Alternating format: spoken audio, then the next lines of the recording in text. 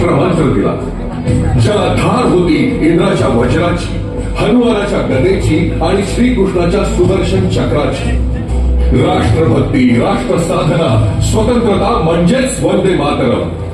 देशवासियांना एका वज्रमुठीमध्ये बांधून स्वातंत्र्याकरिता चेतना आणि ओंकार भरले ते वंदे मातरमने.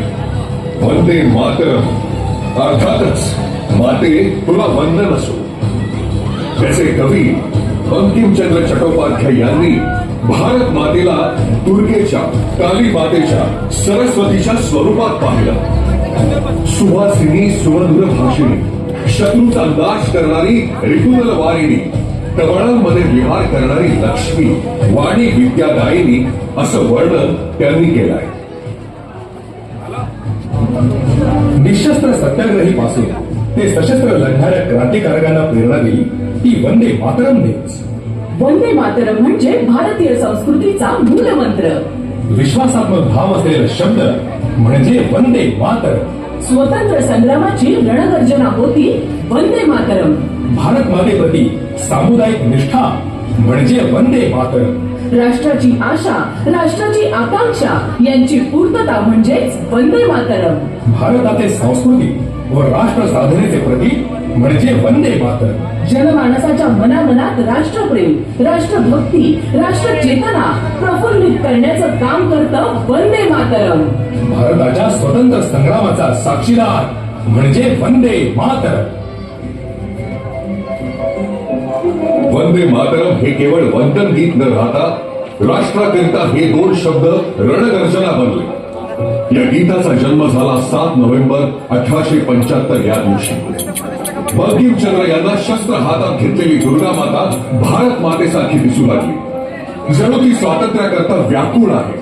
पण वंदे मातरमला पहिली ओळख मिळाली ती 1882 मध्ये बंकिमचंद्र चट्टोपाध्याय लिखित आनंद मठ या कादंबरीतून.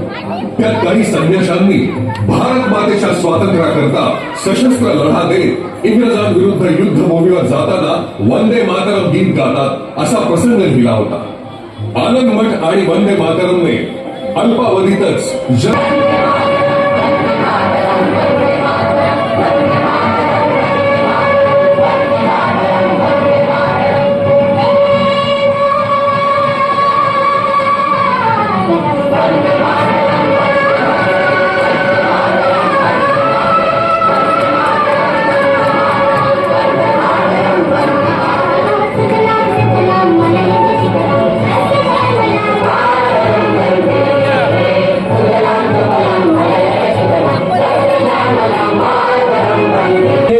we will divide Bengal on 16 October. We will make partition of Bengal, divide it, break it. हम बंगाल के 2 हिस्सों में टुकड़े करेंगे, हिंदू और मुस्लिम में फूट डालेंगे. 16 अक्टूबर को बंगाल के 2 टुकड़े होंगे. सर, बातमी मिळाली आहे की बंगालच्या फाळणीचा विरोध करण्यासाठी जनाक्रोश वाढतोय. या निर्णयाच्या विरोधात हजारोची संख्या 7 ऑगस्टच्या कलकत्त्याच्या टाउन हॉलमध्ये एकत्र येऊ शकते. Let them come. Show them the power of British Empire. Hit them hard. Sir, 75,000 लोकांचा मोर्चा निघालेला आहे.